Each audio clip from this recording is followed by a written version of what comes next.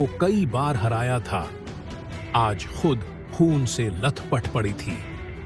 पानीपत का युद्ध खत्म हो चुका था, पर क्या यह मराठों की आखिरी लड़ाई थी? नहीं, यह तो इतिहास के सबसे बड़े प्रतिशोध की शुरुआत थी। जब मराठों का सिंह जागेगा, जब उनका क्रोध ऐसा बरसेगा कि हिंदुस्तान फिर से उनके नाम से गूंज उठेगा। पानीपत में मराठों को सिर्फ तलवार से नहीं हराया गया था, उन्हें राजनीति, विश्वासघात और किस्मत ने भी धोखा दिया था। लेकिन एक बात तय थी, मराठे हार मानने वाले नहीं थे। उन्होंने अपने टूटे अस्तित्व को फिर से संवारने का प्रण लिया। पेशवा माधवराव ने प्रतिशोध की मशाल जलाने का फैसला कर लिया था। अब कोई भी शक्ति मराठों को रोक नहीं सकती थी। जो दिल्ली कभी मराठों की थी, वो फिर से उनकी होगी। जो राजपथ मराठा घोड़ों की टापों से गूंजता था, वो फिर से गूंजेगा। अब कोई नहीं बचेगा। अब बस प्रतिशोध होगा। 14 जनवरी 1761 पानीपत के मैदान में मराठों की सबसे भयानक हार हुई थी। हिंदुस्तान की मिट्टी खून से लाल हो चुकी थी। सदाशिवराव भाऊ, विश्वासराव और 40,000 से अधिक वीर मराठा योद्धा, जिन्होंने स्वराज्य के लिए अपने प्राणों की आहुति दी थी, अब केवल इतिहास के पन्नों में रह गए थे। पानीपत की लड़ाई केवल एक युद्ध नहीं था, यह मराठों के लिए अस्तित्व की लड़ाई थी। लेकिन यह हार सिर्फ एक अध्याय था, पूरी कहानी नहीं, क्योंकि एक नया सवेरा आने वाला था, मराठों के प्रतिशोध का सवेरा। मराठा साम्राज्य पर एक के बाद एक संकट आ रहे थे।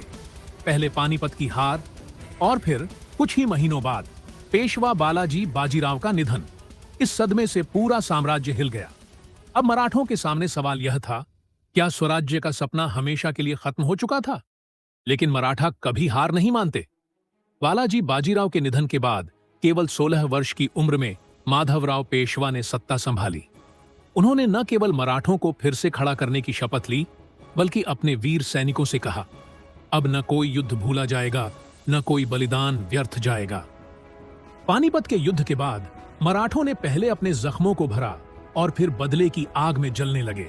माधवराव पेशवा के नेतृत्व में महादजी सिंधिया और नाना फडणवीस ने तय कर लिया, अब मुगलों और अफगानों को हिंदुस्तान में कोई जगह नहीं मिलेगी।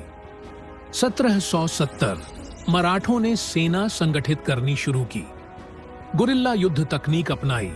अब दुश्मन को मैदान में हराने के बजाय अंदर से खोखला किया जाएगा। उत्तर भारत में मुगलों और अफगानों के खिलाफ गुप्त हमले शुरू हुए। दिल्ली की तरफ बढ़ने की योजना बनाई गई। अब सिंहासन पर मराठों का झंडा फहराना ही लक्ष्य था। 1761 से 1771 मराठे चुप नहीं बैठे।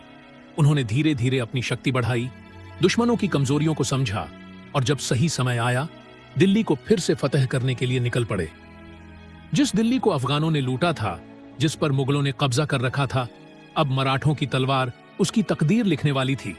पानीपत की हार का बदला पूरा करने के लिए मराठों ने 1771 में दिल्ली पर दोबारा कब्जा कर लिया। 1761 के बाद पानीपत की हार ने मराठों को बुरी तरह हिला दिया था। लेकिन क्या मराठे खत्म हो चुके थे? नहीं।